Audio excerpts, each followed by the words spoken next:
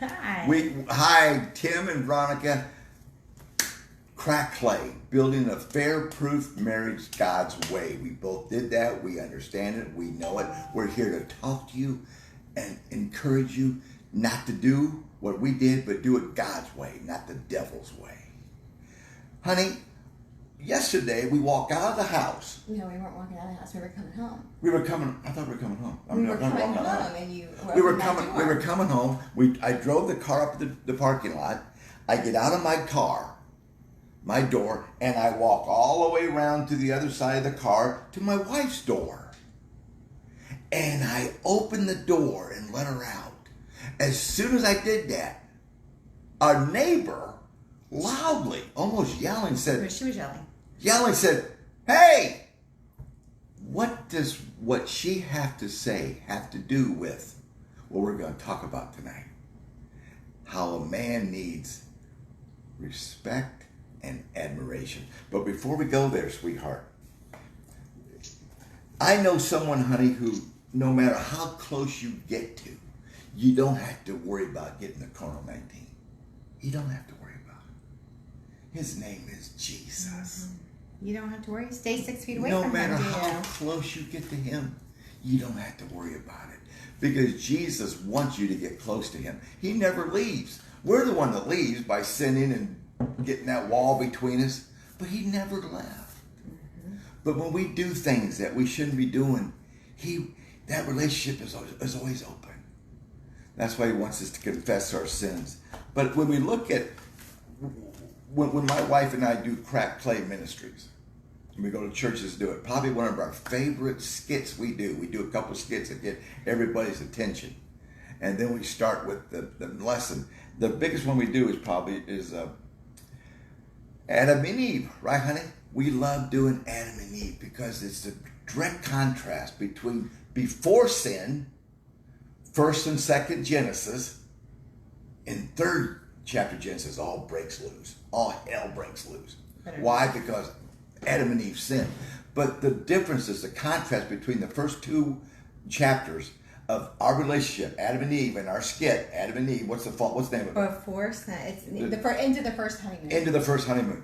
And then we come back without our white shirts on. Mm-hmm. And we are just full of sin because we sinned. It's amazing how Adam and Eve, they were naked in front of each other, and they had no problem with that.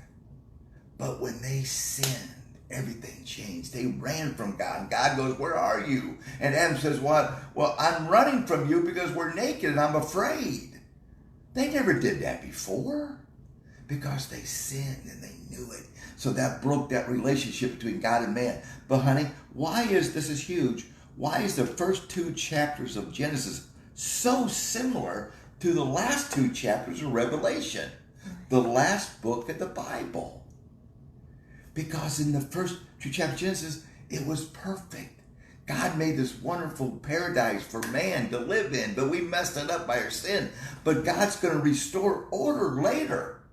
Right now, we're in the church age means it's devil's world. So guys, don't panic. It's okay as believers, as Christians.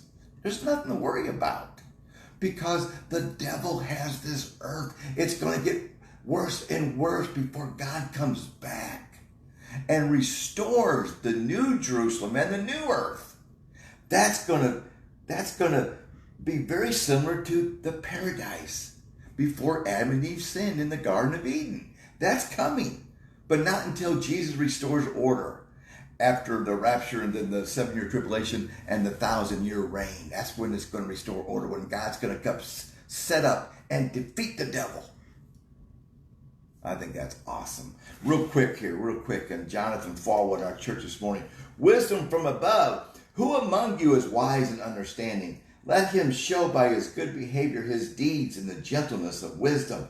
But if you have bitter jealousy and selfish ambition in your heart, do not be arrogant and so lie against the truth. This wisdom is not that which comes down from above, but is earthly, natural, demonic. For where jealousy and selfish ambition exist, there is disorder in every evil thing.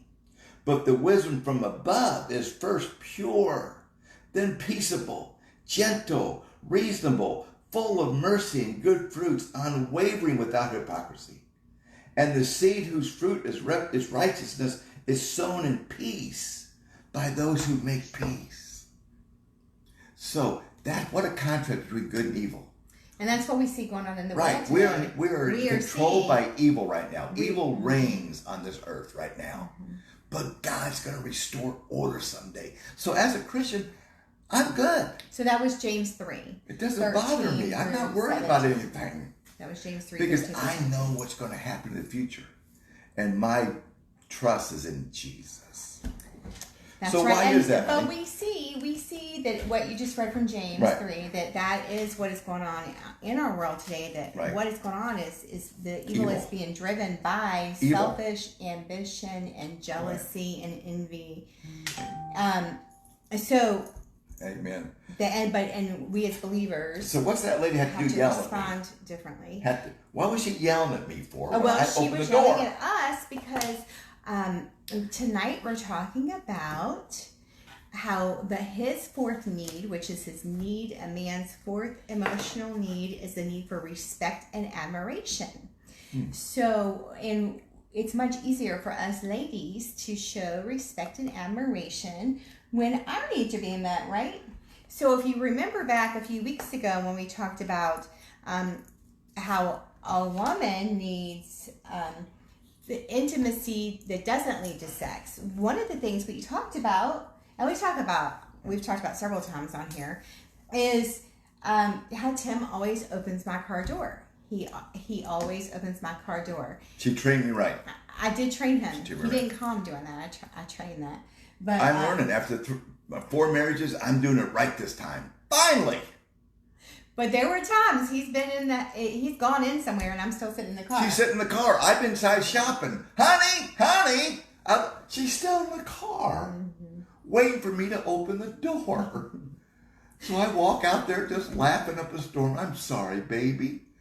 She was laughing. She was still sitting in the car because she wants me. She demands I'd open the door, and I do it 9 times most days, right, babe? Well, I mean, like 99.9%, you do it. So this lady. So this lady says when she was yelling, she says, "I watch you guys every day, and you always do it. You always open the door you for her. always open her door. I love it." And she said, "That is so rare to find these days. Thanks for doing you that. Never see that." And she said, "I just want you to know that I notice. I see it every day." She watches us every day. We had no idea she was watching us. No idea. Somebody's always watching. And I thought she was mad at us when she was yelling, but she wanted us to know. Which was really awesome. It was really cool to see that, other people are seeing that. So if a man does that, it's easier to respect him and her. But is that what the Bible says? Go ahead. Is that what? Well, okay. So remember when you were dating, and you're all goo gaga-eyed over him, and oh my goodness, and he could do no wrong, and everything is wonderful. So you're just showering him with admiration and respect because you just started so in love. And then you get married, and then you get to see him at his worst, and he sees you at your worst, and things become kind of ordinary. And and then sometimes a lot of that's because you were appreciating, respecting me for what I was doing right now and so many things. But it seems like when sometimes people get married, that changes, doesn't it? We see the potential, not what they're really doing right now. Explain that. Right. So men need to feel admired for who they are today, and sometimes also women marry a man because they want to change them, right? They're not, not because they want to change them, but they marry them one way, and they think that once they marry them, then they can change them. Well, men need to be respected and admired for who they are today, who they are now, and it is a deep emotional need for them. And so the book talks about in the opening. In the opening, he talks about how there was a couple who came for counseling because the husband was an artist. I think last week their husband was an artist too. A different couple though. And she just wanted him to be a professional artist, but he got a job in a studio as part of a graphics arts team, And she was not content with that. She just wanted him to be that famous artist. So one day he was just so frustrated and he started to vent to a female coworker who was like, seriously? You are the best. I can't believe that your wife is always criticizing you. I mean, doesn't she understand how hard it is to get the job that you have? You're great just like you are. And you're one of the nicest men I ever met. She should be so lucky to have you. There's an affair coming. That sparked it. And there was an affair going on. That's how affairs happen. And he said someone appreciated him. Happened to me. Somebody appreciated him Right. for what he was right now and wasn't trying to change him, and not for what he could be someday, but what he was right now. It felt good to live up to someone's expectations for a change. And so ladies, honest admiration, and honest is the key word there, admiration is a great motivator for men. When she tells a man how wonderful he is, then that inspires him to achieve more. And he sees himself as capable of handling more than he's handling right now and going above and beyond the responsibilities and the skills that he's doing at this point. And this inspiration helps him to prepare for future responsibilities. And not only does admiration motivate him and rewards his existing achievements, and when his wife tells him how much she appreciates what he's done, and then it gives him more satisfaction than the actual paycheck. It does. I didn't know that. That's pretty interesting. Oh, it's very interesting. Very true. Yeah, very interesting for us Very ladies because we're not programmed that Because way. we want behind every good man is an admiration. An admiring wife. Right. So for some men, admiration also helps them to believe in themselves. Because, and the reason for that is we're kind of like 7-year-old basketball players. I'm not going to run up to one of my players and just start criticizing them. And I want you to be like this and that other person. No, I'm gonna pat him on the back and say, I like how you're doing this and this and this. You're doing awesome. Now just kind of work on this. But just continuously to encourage him. Okay, you got to do that. Boy, I'll get a whole lot more out of a player if I encourage him and do that than if I criticize him all the time. They don't come back to my team. Well, you think about if anybody's ever been. I want to be their. If you've ever had that manager. I want to be their coach and their biggest, Right. If you've ever had that manager that is critical of you and criticizes everything you do, you don't want to work for them. No, it doesn't make it fun. So criticism causes men to be defensive, while admiration energizes and motivates them. A man expects and needs his wife to be his most enthusiastic fan. He draws confidence from her support, and he can usually achieve far more with her encouragement than he can without it. So sometimes, we all come into marriage, into our relationships with our own baggage from childhood. Some people come into it with a poor self-confidence. Men and women. Parents criticize them. Men and women, because sometimes in childhood they were criticized a lot in their home. And a lot of times people who were criticized growing up, and their friends then criticize them, their family criticized them, and they expect their spouse to criticize them. And so they kind of end up, I think, picking people who fit into that category because that's their normal. But, so there is a way that you can, but not criticizing, you can still express. You don't have to everything doesn't have to be hunky-dory when it's really not. So what's it's okay to actually have complaint. Okay. But there's a difference between complaint and criticism, and it's in the way that you communicate. Criticism takes it to a personal level, right? While complaint just puts the facts on the table so that you can work it out. So criticism is that disrespectful judgment that you do when you get personal about somebody, and it destroys your spouse's love for you, for the other person. And even when we're talking about love banks, deposits, and withdrawals to the love bank, criticism certainly takes lots of withdrawals. And being able to communicate is a good thing, and to work towards a point in your relationship where you're both making deposits again, correct? So an example is, what's an example? He gives an example here. So here's an example. She says, you've certainly been a disappointment. Wait here. Let me start with the complaint. The complaint is, I've been feeling sexually frustrated lately, and I'd like to make love to you more often. That's a complaint. Here's the other one. Criticism. Here's the criticism. You have certainly been a disappointment to me. I had no idea you would turn out to be such a lousy lover. Don't make it personal. Oh my goodness. Could you imagine? Could you imagine? I love That would be withdrawals. horrible. So which one leaves it open for some open communication, honest, open conversation? One does that, the other one sets the stage for a fight. Because when you're disrespectful like that, you are going to fight, right? But never fake admiration for your husband. Faking admiration for your husband is worse than no admiration at all, because he knows that. You need to praise. Your praise must be genuine for him. And it must genuinely reflect your feelings. And some people get to that point in their marriages where they're like, oh, he says, a lot of wives tell him, well, that's all well and good, Dr. Harley, but you're not married to my husband. You know, he doesn't have Besides, it's my job to get him straightened out. Well, we're getting to that. So my husband is a constant source of irritation. He does everything wrong. How can I look up to him? Well, and then sometimes marriages get to at such a point that they're so unsuccessful and broken that they can't even find value in it. They have to really stop and take back. So they don't think that there's anything they can find to respect in each other. But God made us all, and there's something of value in all of us, correct? All of us have a value. So God knows us all by name. Absolutely. When a wife of a man,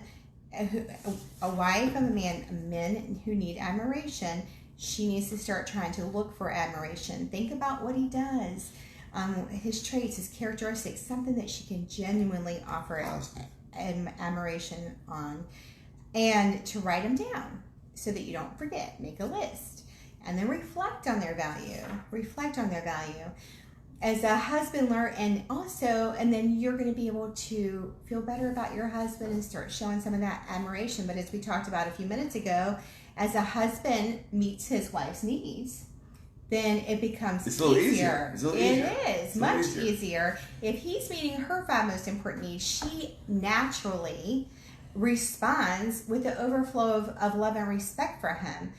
Conversely, if he's not meeting her needs, all she can do is she cannot, in all honesty, express the degree of admiration he needs from her. So much of the admiration that he's going to receive depends on his ability to meet her needs. Right. Okay, so he suggests that both of you do 2 columns. And do a column of behaviors that I admire and behaviors that destroy my admiration, and list each of your needs. So for example, for women, it would be affection, conversation, financial support, honesty and openness, and what we're going to talk about next week, family commitment. And then she would go through and say, in the behavior that I admire, what he does well in those categories, and the behavior that destroys my admiration, what he doesn't do well in those categories. And then for him to do the same for her. And then they come together and talk about these things openly as complaint, not criticism, correct? And be prepared to get your toes stepped on and to receive it without being defensive, and to make a trade to correct those things. So for example, if she thought that he didn't have much of a family commitment, she wasn't pleased with his time he spends with the kids and her, but he was upset because he thinks that she could do better on recreational companionship, they could trade in that area. So they could say, okay, over the next 3 months, we're going to he's going to do 5 hours of time with the kids. He's going to talk to each kid every day, make some time with them, and set aside 5 hours to spend with the family. And if he does that, then she'll go do a recreational thing with him. Watch Monday Night Football, go play softball with him, go watch a game with him, whatever. So trade. So trade it. But it has to be, new habits are hard to do, right? So you have to work on it. You have to be intentional about it. Just like everything in marriage, you have to be intentional, right? And it may, in the beginning, he says, you may find your first efforts are disappointing, but repetition is the key to forming any new habit, and eventually it becomes second nature, and you won't have to keep the list because he'll be meeting her needs and she'll be making corrections. And he says that for us ladies, that we have a lot better chance of getting our husbands to change a behavior if there's something that we also need to change that we're willing to work on with him. Then that enables us to be able to do this kind of trade. Motivation. Right? And what happens if you have never felt proud for your husband and you start to? Well, you need to tell him. You need to tell him. Communicate. Now, some people, like I realized probably in the last, I don't know, before we were married though, but during my separation, I realized that at some point in my adult life, I realized that when I was younger, like I really did not do a good job of expressing compliments of people, admiration, my true feelings. I just kind of held everything in and just went along with the flow. So, and there's so many reasons for that, but so self-evaluate, do some self-analysis, think about where you're at, do a self-check. Do you verbalize your appreciation for your husband and for what he does? And make sure he hears it, because sometimes I'll think I've said to you, thank you for what you did today, but then he didn't hear it, right? So make sure his hearing aids are in and on. So that he not only hears it but understands it, and make sure he's not watching football or something, or baseball in my husband's case when you tell him, right? So I try to really be cognizant of that, and to be sure that I do tell him when I appreciate the things that he does, and to never get what's the word I'm looking for? I don't want to ever take it for granted. Okay. I never want to take him for granted. So don't take him for granted. Yeah, so right. I don't want to take the good things he does for granted. Right. I always want to tell him how appreciative I am. All the time. The more she praises me, that gets me incentive to keep doing it and doing it more, because I love when she respects me and admires me what I'm doing, and she says, "Thank you, honey, for doing that." Just like you tell 7-year-old basketball player, "Good job, buddy," and you really mean it. Boy, you know what he wants to do? He wants to keep doing it. And he's dribbling the ball down. He's looking at the coach. "How am I doing, coach?" Same thing with her. I love it when she brags on me. I just want to do it more. That's how you do it. So communicate that with each other, guys, in your marriage. Your marriage is sacred.